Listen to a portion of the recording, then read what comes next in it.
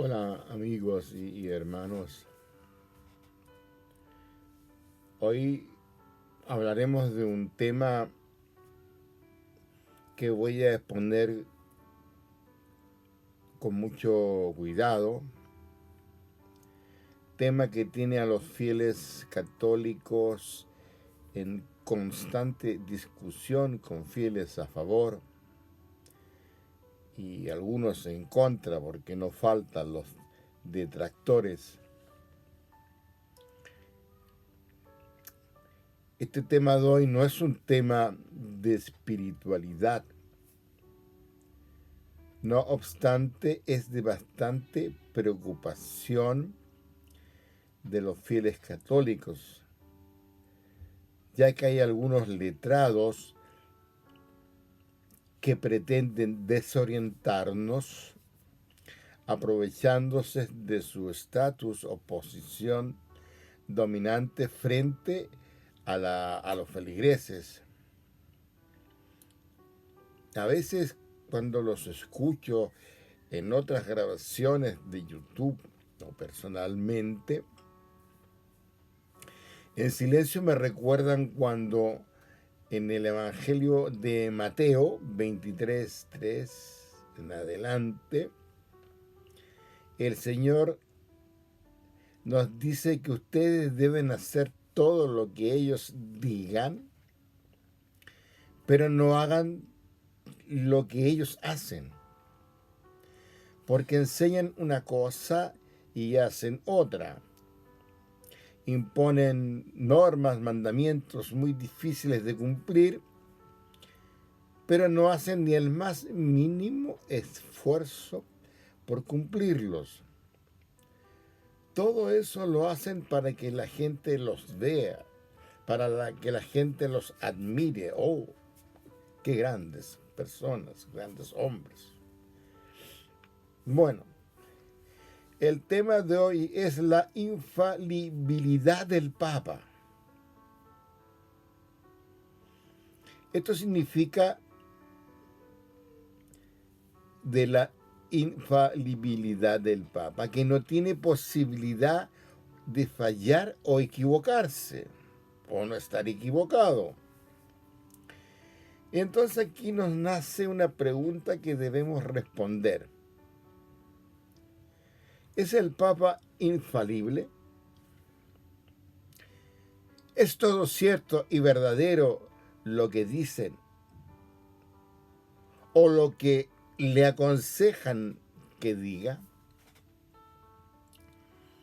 Y de estos, algunos sostienen que tenemos el derecho de disentir no solo de la opinión del Papa, de otros prelados también. Otros más prudentes opinan que es factible analizar y comprender con amor sus opiniones, ponernos en su lugar, ponerse en el lugar del Papa. Y también hay quienes sostienen que el Papa está muy bien inspirado y todo lo que dice es válido. Pero ¿de dónde viene esto de la infalibilidad? ¿Es parte de la tradición de nuestra iglesia? Fíjese que el Concilio Vaticano I, que fue celebrado en la ciudad del Vaticano, o sea, es el primero que fue celebrado en el Vaticano, fue convocado por el Papa Pío IX en el año 1869. En este concilio se aprobó como dogma de fe la doctrina de la infalibilidad del Papa. Esta infalibilidad pontificia constituye un dogma donde según el cual el Papa estaría preservado de cometer un error cuando promulga a la Iglesia una enseñanza dogmática en temas de fe y moral bajo el rango de solemne definición pontificia.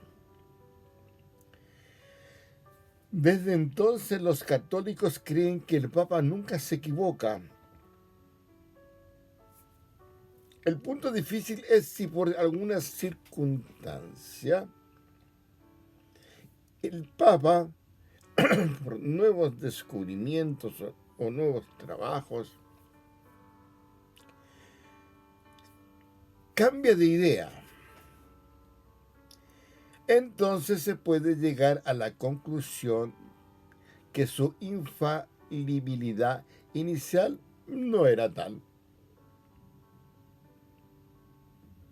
Es así como en ese taller, en esta charla, mi interés es comentar algunos aspectos sobre el origen de este dogma, que es lo que yo creo, lo que puede ser inefable o no, y cuáles son los casos necesarios donde aplicar esta inefabilidad. El Papa, cabeza de la Iglesia, algunos se preguntan, ¿es por institución divina? ¿Tenemos algunas referencias? ¿Tenemos en qué basarnos? Nuestro Señor Jesucristo nombra uno de sus apóstoles como cabeza de la Iglesia, y cuando instaura su iglesia pone a Pedro a su cabeza y le confiere este poder de infalibilidad. ¿En qué me baso yo? Por ejemplo, en los evangelios, he estado viendo desde la Biblia Nácar Colunga, vamos a dejar aquí abierto, ¿verdad? El Evangelio de Mateo 16, 19. Simón Pedro contestó a Jesús: tú eres el Cristo, el Hijo de Dios vivo. Replicando a Jesús le dijo: bienaventurados eres, Simón, hijo de Jonás, porque no te ha revelado esto la carne ni la sangre, sino mi Padre que está en los cielos. Y yo a mi vez te digo que tú eres Pedro, y sobre esta piedra edificaré mi iglesia, y las puertas del Jade no prevalecerán contra ella. A ti te daré las llaves del reino de los cielos, y lo que ates en la tierra quedará atado en los cielos, y lo que desates en la tierra quedará desatado en los cielos. A mí me dice este párrafo del Evangelio de Mateo, y nos deja con claridad que este Pedro fue el primer papa de la Iglesia, deja de manifiesto el poder que le confiere, y no veo motivo de discusión. Veamos otro relato evangélico. En esta ocasión, Lucas 22, 31, 33.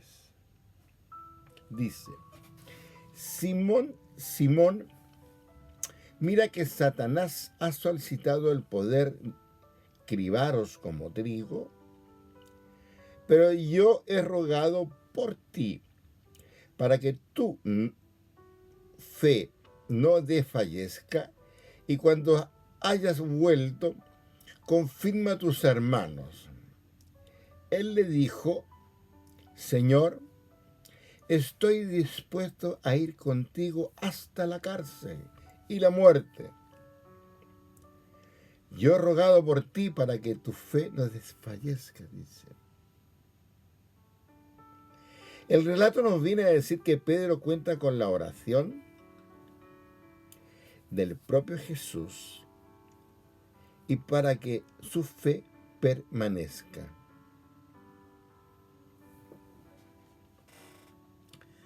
Bueno, hay aún más. Jesús resucitado en el Evangelio de Juan 21, 15, 17, le dice a Simón Pedro, apacienta mis corderos, y luego le reitera, apacienta mis ovejas, y luego le dice por tercera vez, apacienta mis ovejas. En otras palabras, Jesús le está pidiendo o señalando cuál será la tarea de pastor de todos los seguidores de Cristo. Y si queremos abundar más con comprender el Evangelio de Mateo 28, 18 al 20, Jesús se acercó a ellos y le habló así. Me ha sido dado todo el poder en el cielo y en la tierra. Id pues y haced discípulos a todas las gentes, bautizándolas en el nombre del Padre, del Hijo y del Espíritu Santo, y enseñándole a guardar todo lo que yo os he mandado. Y luego reafirma luego. Y aquí que yo estoy con vosotros todos los días hasta el fin del mundo. En otro párrafo del Evangelio de San Juan, Juan 15, Jesús le dice, y yo pediré al Padre y os daré otro paráclito para que esté con vosotros para siempre. Y le reitera, no os dejaré huérfano, volveré a vosotros. Fijémonos que estos relatos evangélicos, bueno, a mí me dejan muy claro las seguridades que le deja Jesús a quien es y será cabeza de su iglesia. Ahora me paso a intentar responder sobre dos cosas. Sobre la infalibilidad de la iglesia y su revelación a través del Papa. Para mi fe, nuestra iglesia fue fundada por nuestro Señor Jesucristo. Aclaro esto porque hoy hay en este mundo otras iglesias que fueron fundadas por hombres que le dan diferentes lecturas al Antiguo y al Nuevo Testamento, o diferentes interpretaciones. Ahora bien, las declaraciones de nuestra iglesia nunca han sido antojadizas en cuanto a los asuntos ordinarios, y estas declaraciones infalibles provienen de concilios o en estos tiempos congresos,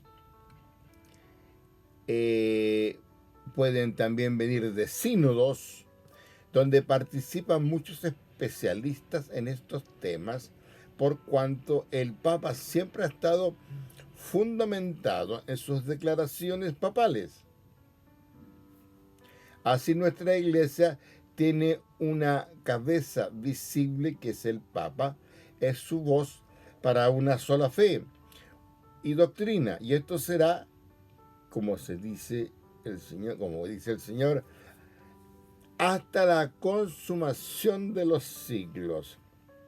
Recordando que Jesús promete enviar a su iglesia el Espíritu Santo para guiarla, para que no se equivoque, para librarla de las herejías y para que sobreviva por siempre. Ahora, estoy consciente que a través de los siglos algunos han tratado de hacerla caer en doctrinas erróneas. Pero gracias a Dios, Jesús nos prometió que las puertas de Hades no prevalecerán contra ella y que nos enviará el Espíritu Santo enseñándonos a guardar todo lo que yo he mandado, dice el Señor. y que Él estar siempre y que Él siempre va a estar con nosotros. Y he aquí que yo estoy con vosotros todos los días hasta el fin del mundo, dice el Señor. Y también dice que no os dejaré huérfanos, volveré. Es así que a través de los años se han organizado concilios para discutir y aclarar diferencias que surgían pidiendo ayuda al Espíritu para establecer la verdad, y en eso se ha dado al Papa su respaldo. En esto está la fe católica, y es así como las definiciones dogmáticas que provienen de los concilios han sido reconocidas como infalibles por la Iglesia. Ahora no tengo conocimiento, no tengo conocimiento que en estos concilios el Papa actúe imponiendo su voluntad en contra del sentir mayoritario. Al contrario, recoge el sentir de todos. He aquí el respaldo y la creencia de la infalibilidad de la Iglesia y el papel del sucesor de Pedro como cabezas de la Iglesia. Esto nos aclara que el Papa no inventa una cierta doctrina o no la impone, sino que la recoge de sus hermanos y luego la propone. Con todo, el Concilio Vaticano I declara, voy a leer, porque el Espíritu Santo no le fue prometido a los sucesores de Pedro a fin de que ellos propaguen una nueva doctrina revelada, sino que bajo la asistencia del Divino Espíritu puedan preservar incólumes y explicar con toda fidelidad la revelación o depósito de la fe transmitido por los apóstoles. Esta declaración me dice que los sucesores de Pedro, como sus apóstoles, los evangelistas, recibieron este don, y es así como sus escritos son aceptados como palabra inspirada por Dios, pero en una buena interpretación. No dice que el Papa reciba alguna revelación divina, estrictamente hablando, digo. Esto significa que el Papa no puede, ni mediante declaración dogmática, ni ninguna otra, poner, quitar, modificar doctrina de la fe. Es decir, su misión es bien clara. Es preservarla y transmitirla como nos llegó desde los apóstoles y mantenerla libre de error. ¿Y qué esperamos nosotros del Papa como cabeza más visible de la Iglesia? Esperamos un hombre de grandes virtudes. Esperamos un hombre que refleje en su vida los valores cristianos. Esperamos un hombre que sea guardián de la fe, que cuide a la Iglesia de los escándalos, que nos guíe como pastor que ama a sus ovejas. Comprendemos que es un ser humano y que les corresponde luchar con sus propias debilidades, al igual que los demás. Pero que sepa que estando en las manos de Dios, esto todo se supera. He oído muchos que rezan que el Papa sea un hombre santo. También oran para que su mandato sea un buen guía, o que su mandato sea un buen guía de la Iglesia. Pero también he oído, lo digo de verdad con tristeza, he oído algunos detractores en estos últimos tiempos que dicen libremente, con una cierta hipocresía, que oran para que el Papa se vaya luego al cielo. Nosotros, cuando nos referimos al Papa, le llamamos Santo Padre. o su santidad. Esto no quiere decir que el Papa sea un hombre santo, es solo un título de respeto a su cargo de vicario de Cristo y de cabeza de la Iglesia, y porque deseamos que la santidad del Espíritu Santo proteja su vida, su función y la santidad de la Iglesia. Yo no he oído decir a este Papa y a los que he conocido durante mi vida que son santos y perfectos. Todo lo contrario, le he oído reconocer sus debilidades, y hasta tenemos el ejemplo, por ejemplo, el Papa Benedicto últimamente, que reconociendo sus debilidades, dejó su cargo a disposición de la Iglesia, y nadie de buena intención le ha condenado sus virtudes. Aún más, el Papa cada día en la Santa Misa reza humildemente al pie del altar: yo pecador me confieso a Dios Todopoderoso, y sigue, que pequé gravemente en pensamiento, palabra y obra, etc. Y luego, en el ofertorio, ora: recibe, Padre Santo, Dios omnipotente y eterno, esta hostia inmaculada que yo, indigno siervo tuyo, y se golpea el pecho, te ofrezco por mis innumerables pecados, ofensas y omisiones. Entonces, no podemos pensar que él se considere, aunque sea el Papa, libre de pecado. Y es así que, a pesar de las muchas dificultades, los católicos que consideramos al Papa representante, vicario de Cristo en la Iglesia, le respetamos porque representa a Jesús, no por sus propios méritos. Y oramos al Espíritu Santo que le alumbre el camino para que Él siempre vaya a la saga de Cristo. Para finalizar mi exposición, hablemos un poco más de la infalibilidad papal y cuándo el Papa es infalible.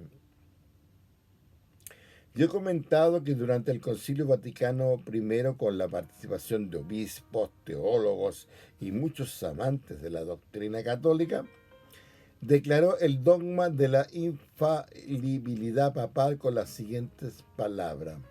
Voy a leer. El romano pontífice, cuando habla ex cátedra, o sea, con autoridad, esto es, cuando en el ejercicio de su oficio de pastor y maestro de todos los cristianos, en virtud de su suprema autoridad apostólica, define como doctrina de fe o costumbre como debe ser sostenida por toda la Iglesia, posee por la asistencia divina que le fue prometida al bienaventurado Pedro aquella infalibilidad de que el divino Redentor quiso que gozara su Iglesia en su definición de la doctrina de la fe y costumbre. Por esto, dichas definiciones del romano pontífice son en sí mismas, y no por el consentimiento de la Iglesia, irreformable. Constitución dogmática Pastor Aeternus, capítulo 4. En esta declaración se comprende que no todo lo que dice el Papa es infalible. Solo lo es cuando una declaración formal y que se cumplan tres condiciones deben reunirse para una definición pontificia, o para que una definición pontificia sea ex cátedra, con autoridad. El Papa debe hablar como pastor y maestro supremo de todos los fieles que confirman la fe a sus hermanos, o sea, debe dirigirse y hablar en nombre de la Iglesia Universal, no por cuenta propia expresando su opinión personal. En segundo lugar, el Papa proclama por un acto definitivo la doctrina. Cuando el Papa claramente expresa que la doctrina es definitiva, no puede cambiar. En tercer lugar, el Papa habla en cuestiones de fe y moral. Por tanto, no es infalible si habla de ciencia, de política, de economía, de deporte o cualquier otra cosa similar. Todo esto nos define la misión del Papa y de la Iglesia: preservar pura y sin contaminación la doctrina tal como nos fue entregada por los apóstoles. El Papa no tiene autoridad para quebrantar la ley divina o cambiar un solo ápice de la Escritura. El Papa es portavoz de la Iglesia, pero no puede usar su infalibilidad para oponerse a ella. Hasta ahora, luego del Concilio Vaticano I, he oído de la infalibilidad en dos declaraciones papales en estos últimos tiempos. Las declaraciones de los dos últimos dogmas marianos, como la Inmaculada Concepción, que fue en el año 1854, y la Asunción, que fue el año 1950, cuando ya nací, que son al fin y al cabo creencias aceptadas ya por la Iglesia primitiva. Esto no quiere decir que con anterioridad no se considerasen infalibles declaraciones formales hechas por Papa o Concilio, pero vemos que estrictamente hablando, tras la declaración del dogma en el año 1869-1870, solo una vez el Papa ha usado esta infalibilidad para afirmar como dogma algo que la Iglesia siempre había ya creído.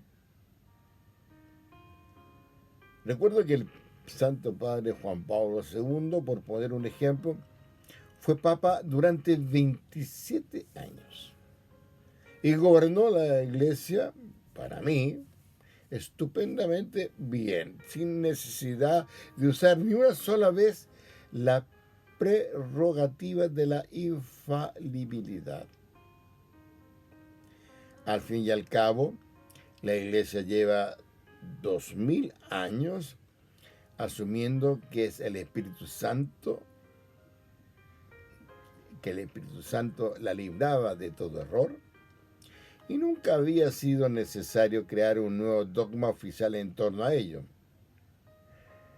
Desde el principio, Pedro y sus sucesores han hablado con infalibilidad en numerosas ocasiones. Finalizo mi comentario respecto al anuncio de la triple negación. Voy a poner un tema evangélico.